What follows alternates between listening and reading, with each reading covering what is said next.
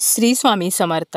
शनिवारी षटतिला एकादशी आहे आणि एकादशीचा दिवस हा श्रीहरी विष्णूंना समर्पित असतो. त्याचप्रमाणे षटतिला एकादशीला विशेष असे महत्त्व आहे. नावामध्येच आहे षटतिला म्हणजे 6 तीळ. तर या दिवशी तिळांना सुद्धा विशेष महत्त्व आहे. एकादशीच्या दिवशी आपण भगवान विष्णूंची विधिवत पूजा करत असतो. त्याचप्रमाणे एकादशीचे व्रत केले जाते, उपवास केले जातात. या दिवशी खास करून काही नियमांचं पालन सुद्धा केलं जातं. त्याचप्रमाणे या दिवशी काही साधे सोपे उपाय विष्णूंचा आशीर्वाद प्राप्त करण्यासाठी केले जातात. एकादशीच्या दिवशी जर आपण काही उपाय केले तर त्याचे फळ आपल्याला निश्चितपणे मिळत असते. पूर्ण श्रद्धेने मनोभावे आपण जर विष्णूंची सेवा केली तर विष्णू प्रसन्न होतात आणि जेव्हा आपल्यावरती विष्णू प्रसन्न असतात त्यावेळेला माता लक्ष्मीही आपोआप प्रसन्न होत असते. आपल्या जीवनामध्ये बऱ्याच समस्या असतात. कधीकधी या समस्या आर्थिक असतात, पैशासंबंधीच्या असतात. घरामध्ये पैसा येत नाही, आलेला पैसा टिकत नाही. त्याचप्रमाणे कर्ज जे आहे तर ते वाढत आहे. काही केल्या वायफळ खर्च जे आहेत तर ते कमी होत नसतील किंवा कधीकधी आपल्या मुलांबाबत काही समस्या असतात. आपलं मूल जे आहे तर ते आपलं ऐकत नाही किंवा सतत हट्टीपणा, चिडचिडेपणा मुले करत असतात. तसेच मुलांची प्रगती होत नाही, मनासारखी नोकरी मिळत नाही. अशा कोणत्याही समस्येसाठी आपण काय करायचं आहे तर एकादशीच्या दिवशी एका झाडाला स्पर्श करायचा आहे. आता आजच्या व्हिडिओमध्ये आपण अशी 2 झाडे पाहणार आहोत ज्याला धार्मिकदृष्ट्या अतिशय महत्त्व आहे आणि या झाडाची पूजा करून या झाडाच्या एका भागाला जर आपण स्पर्श केला तर विष्णूंच्या कृपेने आपल्या जीवनातील ज्या काही अडचणी आहेत, जे काही दारिद्र्य आहे, गरिबी आहे तर ती नष्ट होते. त्याचप्रमाणे आपला जो पितृदोष आहे तर तो सुद्धा संपतो.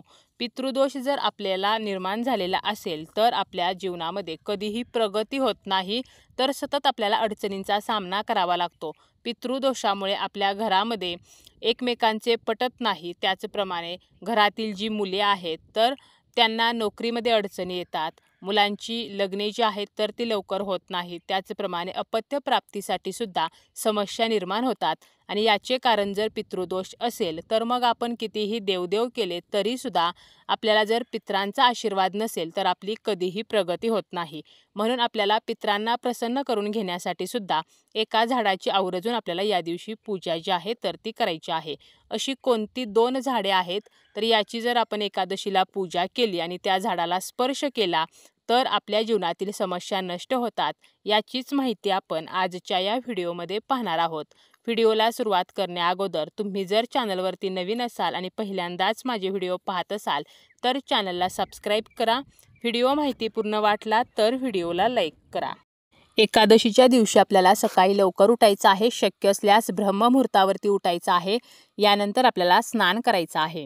स्नान करताना अंघोळीच्या पाण्यामध्ये आपल्याला गंगाजल आणि थोडेसे तीळ जे आहेत तर ते टाकायचे आहेत. स्नान झाल्यानंतर स्वच्छ वस्त्र परिधान करायचे आहेत. शक्य असल्यास आवर्जून पिवळ्या रंगाचे वस्त्र परिधान करावे आणि यानंतर श्री विष्णूंची आपल्याला विधिवत पूजा करायची आहे. पूजा करताना सर्वप्रथम तुपाचा दिवा लावायचा आहे. त्यानंतर बसायला आसन घ्यायचं आहे. विष्णूंची मूर्ती असेल तर त्याची पूजा करावी, फोटो असेल तर फोटोची पूजा करावी किंवा बाळकृष्णांची विधिवत पूजा करावी. प्रभू श्रीरामांची किंवा विठ्ठलांची सुद्धा आपण या दिवशी विधिवत पूजा करू शकतो, कारण हे सर्व विष्णूंचेच अवतार आहेत. विष्णूंच्या कोणत्याही अवताराची आपण एकादशीला पूजा करू शकतो. ही जी मूर्ती आहे तर ती एका तामणामध्ये ठेवायची आहे. त्या मूर्तीला स्वच्छ पाण्याने त्यानंतर पंचामृताने पुन्हा स्वच्छ पाण्याने अभिषेक करायचा आहे आणि हा अभिषेक करताना ओम नमो भगवते वासुदेवाय नमः तर हा मंत्र म्हणत आपल्याला हा अभिषेक करायचा आहे. त्यानंतर मूर्ती कोरडी करून जागेवरती ठेवायची आहे. या मूर्तीला चंदन लावायचं आहे. तुळशीपत्र आवर्जून अर्पण करायचं आहे. त्याचप्रमाणे आपल्याला अगरबत्ती लावायची आहे. पिवळ्या रंगाची फुले अर्पण करायची आहेत. नैवेद्य ठेवायचा आहे. नैवेद्यामध्ये आपण खडीसाखर ठेवू शकतो. त्याचप्रमाणे पिवळ्या रंगाचे पदार्थ आपण नैवेद्यात ठेवू शकतो. तसेच आपल्याला पूजा करून झाल्यानंतर विष्णू सहस्रनामाचं पठण जे आहे तर ते सुद्धा करायचे आहे. ओम नमो भगवते वासुदेवाय नमः या मंत्राचा 108 वेळेला जप सुद्धा करायचा आहे. तर अशा प्रकारे आपल्याला या दिवशी अगोदर विष्णूंची विधिवत पूजा करून घ्यायची आहे आणि यानंतर आपल्याला आपण या व्हिडिओमध्ये जी 2 झाडे पाहणार आहोत तर त्यातील पहिलं झाड म्हणजे केळीच्या झाडाजवळ जायचं आहे. जाताना आपल्याला कणकेचा एक चौमुखी दिवा बनवायचा आहे आणि तो घेऊन जायचा आहे आणि या दिव्यामध्ये आपल्याला तूप घालायचं आहे. तूप नसेल तर आपण तिळाच्या तेलाचा सुद्धा वापर करू शकतो आणि हा दिवा सर्वप्रथम केळीच्या झाडाखाली आपल्याला प्रज्वलित करायचा आहे। त्यानंतर आपल्याला तांब्याभर पाण्यामध्ये चिमूटभर हळद टाकायची आहे आणि हे पाणी केळीच्या झाडाला अर्पण करायचं आहे। केळीच्या झाडाला हळदी कुंकू लावायचं आहे। त्यानंतर पिवळी फुले अर्पण करायची आहेत, अगरबत्ती लावायची आहे। तसेच नैवेद्य म्हणून खडी साखर, गुळ खोबरे किंवा आपल्याला पिवळी फळे जी आहेत जसं की केळीचं फळ असेल किंवा इतर फळे जी आहेत तर ती सुद्धा आपण नैवेद्य म्हणून ठेवू शकतो। आणि यानंतर आपल्याला विष्णूंचं स्मरण करायचं आहे आणि या झाडाला 11 प्रदक्षिणा घालायच्या आहेत। या प्रदक्षिणा घालताना ओम नमो भगवते वासुदेवाय नमः तर असं म्हणत आपल्याला या 11 प्रदक्षिणा घालायच्या आहेत। आणि आपल्याला केळीच्या झाडाला स्पर्श करायचा आहे, विष्णूंचं स्मरण करायचं आहे, आपली जी समस्या आहे तर ती सांगायची आहे आणि आपल्याला ती समस्या नष्ट व्हावी म्हणून प्रार्थना करायची आहे। मनोभावे आपल्याला या झाडाला नमस्कार करायचा आहे आणि घरी परत यायचं आहे। तर अशा प्रकारे केळीच्या झाडाला आपल्याला स्पर्श करायचा आहे। आता केळीचं झाड नसेल आणि आपल्याला जर हे शक्य नसेल, केळीच्या झाडाची पूजा आपल्याला सकाळी करायची आहे आणि जरी केळीच्या झाडाची पूजा करणे शक्य झाले नाही तरी संध्याकाळच्या वेळेला आपल्याला काय करायचं आहे तर पिंपळाच्या झाडाला एका भागाला स्पर्श करायचा आहे। पिंपळाचं झाड ज्या ठिकाणी आहे तर तेथे जायचं आहे। जाताना आपल्याला या दिवशी आवर्जून चिमूटभर तीळ, त्यानंतर आपल्याला साखर घातलेलं पाणी घेऊन जायचं आहे। त्यानंतर आपल्याला एक कणकेचा दिवासुद्धा घेऊन जायचा आहे। या दिव्यामध्ये आपल्याला मोहरीचं तेल घालायचं आहे। पिंपळाच्या झाडाजवळ गेल्यानंतर सर्वप्रथम मोहरीचं तेल घातलेला दिवा आपल्याला प्रज्वलित करायचा आहे।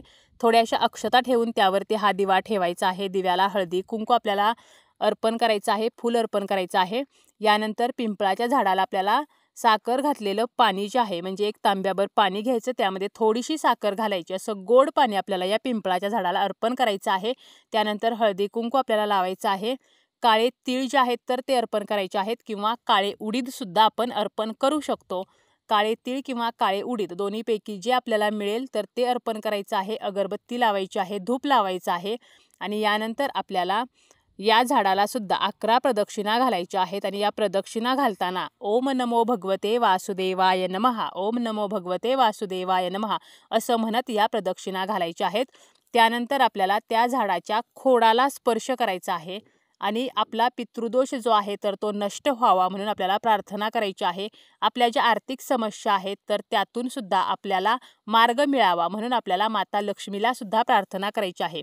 पिंपळाचं जे झाड आहे तर त्यामध्ये पितरांचे वास्तव्य असते म्हणजे आपल्या पूर्वजांचे वास्तव्य असते। तसेच श्रीहरी विष्णू आणि माता लक्ष्मीचे निवासस्थान सुद्धा या पिंपळाच्या झाडामध्ये आहे। त्यामुळे पितृदोष नष्ट व्हावा, शनिदोष नष्ट व्हावा, विष्णूंसह माता लक्ष्मीची कृपा आपल्याला प्राप्त व्हावी यासाठी आपण एकादशीच्या दिवशी पिंपळाच्या झाडाची जर पूजा केली तर आपल्याला इच्छित असे फळ नक्की मिळत असते। तर अशी साधी सोपी आपल्याला पिंपळाच्या झाडाची पूजा करायची आहे आणि त्या झाडाखाली बसूनच आपल्याला विष्णू सहस्रनामाचं एक वेळेला पठण करायचं आहे आणि आपल्याला पूजा करून झाल्यानंतर घरी परत यायचं आहे। परंतु आवर्जून पिंपळाच्या झाडाला काळे उडीद किंवा काळे तीळ अर्पण करायचे आहेत आणि मोहरीच्याच तेलाचा दिवा जो आहे तर तो लावायचा आहे। स्वतः शनी महाराजांनी सांगितलेलं आहे की जो कोणी व्यक्ती पिंपळाच्या झाडाची पूजा करेल तर त्याला शनीचा त्रास होणार नाही। त्यामुळे ज्यांना शनिदोष आहे, साडेसातीचा त्रास आहे तर त्यांनी आवर्जून या दिवशी पिंपळाच्या झाडाला स्पर्श करायचा आहे, पिंपळाची पूजा जी आहे तर ती करायची आहे।